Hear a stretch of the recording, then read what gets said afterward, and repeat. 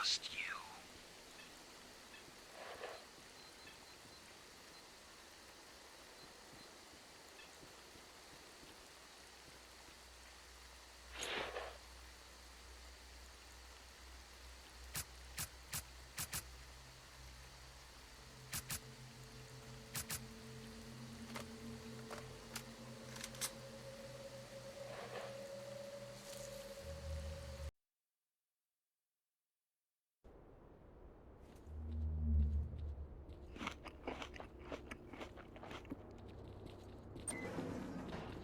I'm listening.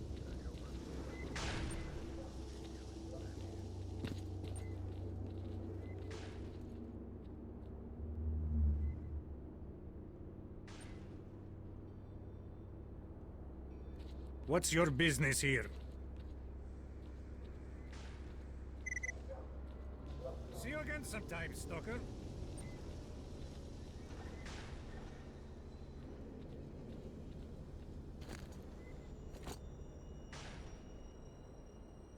Ну, пришли мы сюда, и что? Центр зоны.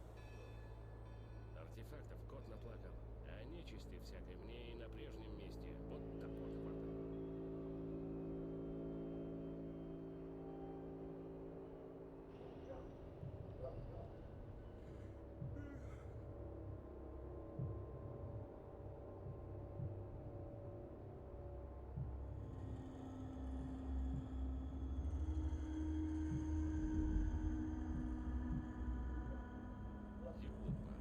Ну надо же.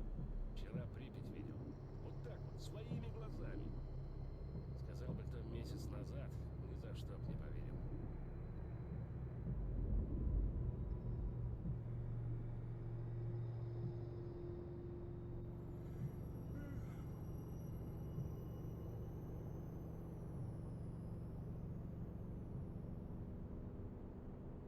Пожрать бы чего хорошего. Так ведь нету.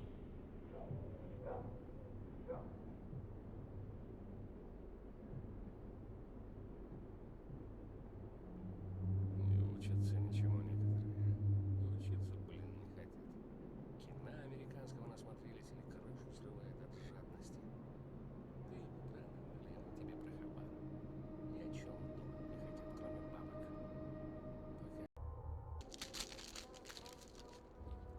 Hey, Hey, bro. stalker. How are you?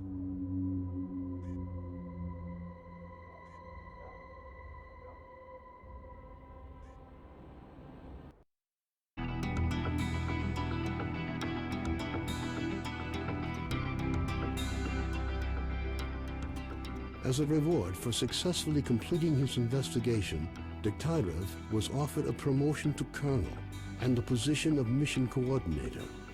He declined the opportunity to work at the HQ and submitted a personal request to be sent to the zone as the USS Permanent Observer. The information about the development of psi devices obtained by s.t.a.l.k.e.r alerted USS commanders. All the information gathered on X-designated laboratories was removed from military archives and filed as top secret. All personnel working in the zone were ordered to prevent the disclosure of information about the laboratories at any cost. Several experimental samples were made on the basis of technical documents for Item 62. Following a set of test trials, it was decided not to go ahead with large-scale deployment of the weapon due to the high cost of ammunition. Nonetheless, it would be reasonable to assume that further development of the Gauss rifle is ongoing. Skadovsk became home to any and all who could reach it. Fierce stalker resistance did not stop the bandits from making regular and ultimately unsuccessful attempts to establish their so-called order on the ship. Despite this ongoing struggle, the Skadovsk carried on its unique brand of life. Following the destruction of the bloodsucker lair, it's unlikely that anything could significantly change the state of affairs on the Skadovsk. The old ship became a temporary center of stability in the ever-changing world that is the Zone. Reinforcements and growing popularity among stalkers allowed Duty's advance squad to rid Yanov Station of freedom. The ensuing firefight saw Loki and what was left of his squad eliminated for good. The scientific expedition, organized by Professors Herman and Ozerski, was a success. The data they collected facilitated the development of groundbreaking medicine and technology, which prompted the Ministry of Education to allocate additional funding for researching the zone. Gary's stories about the Army's fate scared stalkers away from Pripyat. The few who dared to venture into the city ran into inexplicable phenomena, which added further dark strokes to an already gloomy picture of the dead city. The legend of the Oasis stopped being a legend. The identity of those who managed to find the way to the secret anomaly became an increasingly regular topic of conversation among stalkers.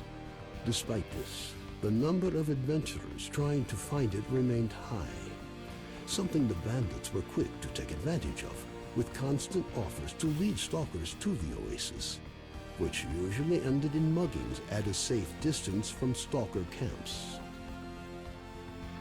The area around Yanov Station gained a reputation for being one of the most dangerous places in the zone. Fewer and fewer stalkers make it back from raids, many dying at the hands of mutants within view of the camp. One of those missing is Trapper, who set out to track down a chimera on what appears to have been his last hunt. Zulu returned to Duty's main base at the Rostock plant. Nobody knows what he discussed with the leader of Duty, General Voronin, but several days later he was spotted at the head of a large squad on its way to the center of the zone. Vano headed off to the freedom-controlled military warehouses, where his cheerful personality and optimism quickly earned him the popularity they merited. Ultimately, he took charge of a small group of researchers involved in investigating anomalous areas.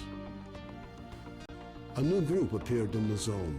They are well trained, but their objectives are not known. Rumors say they used to be monolith fighters. Their leader is known as Strider. Senior Lieutenant Sokolov continued to take part in flying missions over the zone.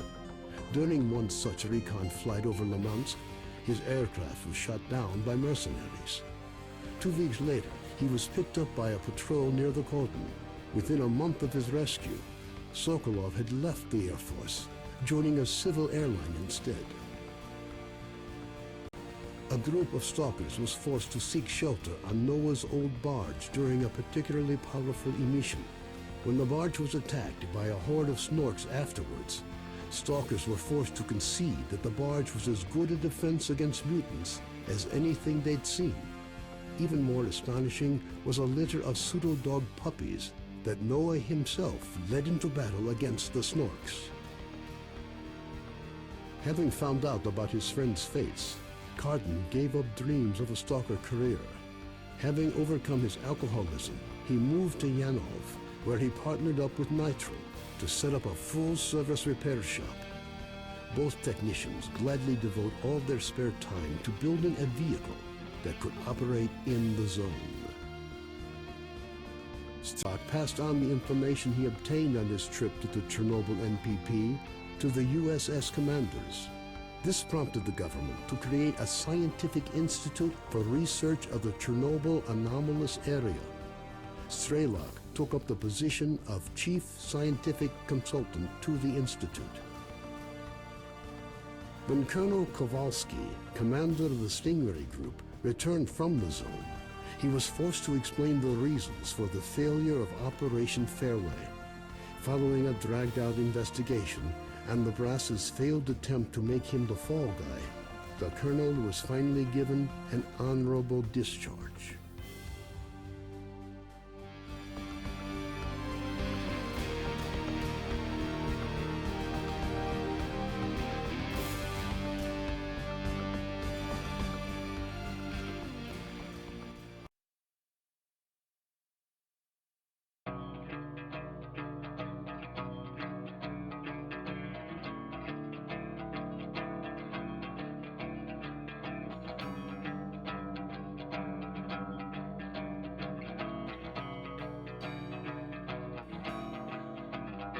взрывая мгновение через сон.